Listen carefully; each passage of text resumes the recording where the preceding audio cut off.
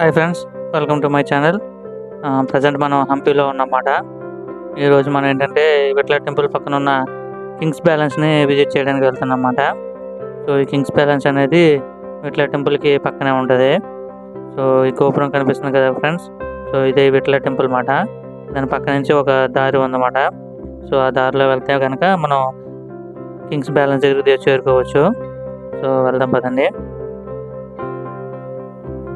So కొత్తగా మా videos చూసే వాళ్ళు అయితే మా ఛానల్ని తప్పకుండా సబ్స్క్రైబ్ చేసుకోండి. మేము చాలా వీడియోస్ అప్లోడ్ చేసాము. హంపీకి సంబంధించినవి, కిష్కింధకి సంబంధించినవి చాలా ఉన్నాయి. సో అవన్నీ కూడా మా ఛానల్లో ఉన్నాయి. మీరు వాటిని కూడా విజిట్ చేయొచ్చు.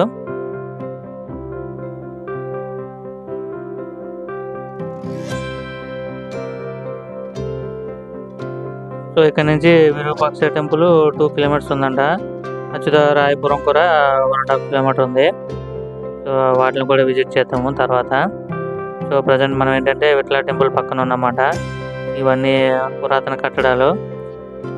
విజయనగర సామ్రాజ్యం ఉన్నప్పుడు ఇవన్నిటిని నిర్మించారన్నమాట.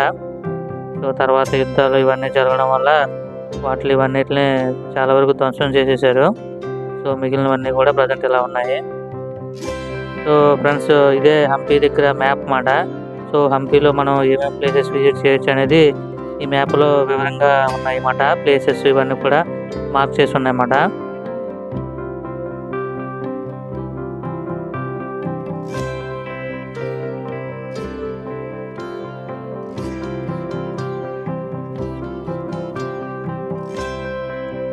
చూస్తున్నారు కదా ఫ్రెండ్స్, ఈ కట్టడాలన్నీ కూడా క్రీస్తు శకం 1300 సంవత్సరం ఆ టైంలో నిర్మించారన్నమాట ఇవన్నీ కూడా.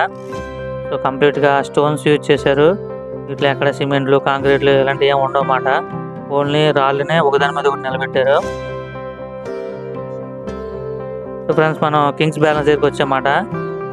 రాజుల తులాభారం. సో ఆల్రెడీ మీకు శ్రీకృష్ణ తులాభారం ఐడియా ఉంటే కనుక ఇది కూడా అంతే. సో ఇదేంటంటే రాజుల తులాభారం అంటే, సో ఉత్సవాలు ఇవన్నీ జరిగినప్పుడు రాజులు ఒక దాంట్లో కూర్చుంటారు. ఇంకో వైపున రాజుకి ఎంత వెయిట్ ఉంటే అంత వైపు ఇటువైపు ఆభరణాలు కానీ, పళ్ళు కానీ ఇవన్నిటిని కూడా ఇటువైపు వేసి బ్యాలెన్స్ చేస్తారన్నమాట.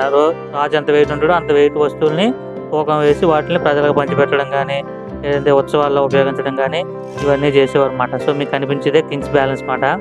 సో 2 పిల్లర్స్ కనపడుతున్నాయి కదా, ఈ 2 పిల్లర్స్ మధ్యలోనే ఇంతకుముందు తులాభారం ఉండేది అన్నమాట. సో ఈ తులాభారంలోనే వాళ్ళని వెయిట్ ఎంత ఉందో చూసి దాని ప్రకారం పళ్ళు, పూలో లేదంటే బట్టలో ఏదోటి తూకం వేసి అప్పట్లో ఈ ఉత్సవాల వాటిలో పంచిపెట్టేవారు అన్నమాట. సో చూస్తున్నారు కదా ఫ్రెండ్స్, 2 స్టేర్ బిల్డింగ్. అప్పట్లోనే 2 స్టేర్ బిల్డింగ్ కట్టారంటే చూడండి. ఓన్లీ రాళ్ళతోటే 2 స్టేర్ బిల్డింగ్ నిర్మించారు. కనిపిస్తుంది కదా ఫ్రెండ్స్, మనకి 2 స్టేర్ బిల్డింగ్. అది ఒకదాని మీద ఒకటి ఓన్లీ రాళ్ళు పేర్చి 2 స్టేర్లు నిర్మించారంటే చాలా అద్భుతమనే చెప్పాలి. ఎటువంటి కాంక్రీటు, సిమెంటు, ఐరన్ రాడ్స్ ఏం వాడకుండా ఓన్లీ స్టోన్స్ తోటి ఇలాగా 2 స్టేర్లు నిర్మించారు. ఇవన్నీ కూడా విజయనగర సామ్రాజ్య వైభవాలు మాట ఇవన్నీ. ఆనాటి చరిత్ర ఇదంతా. సో వీటి గురించి మనం తెలుసుకోవాలి. అప్పట్లో వాళ్ళు ఉపయోగించినవి, ఏ విధంగా ఈ బిల్డింగ్లు, కట్టడాలు నిర్మించేవారు, ఇవన్నీ కూడా మనం తెలుసుకోవాలి. ఇదంతా మన భారతదేశ చరిత్ర. సో చాలా అద్భుతంగా ఉన్నాయి ఫ్రెండ్స్ హంపీ. అదే మనం హంపీలో ఉన్నమాట. ఇవన్నీ హంపీలో ఉన్న పురాతన కట్టడాలు అన్నమాట. ఈ హంపీ అనేది ఏంటంటే విజయనగర సామ్రాజ్య రాజధాని. సో ఇక్కడున్న పురాతన కట్టడాలన్నింటినీ మనం విజిట్ చేస్తున్నాము.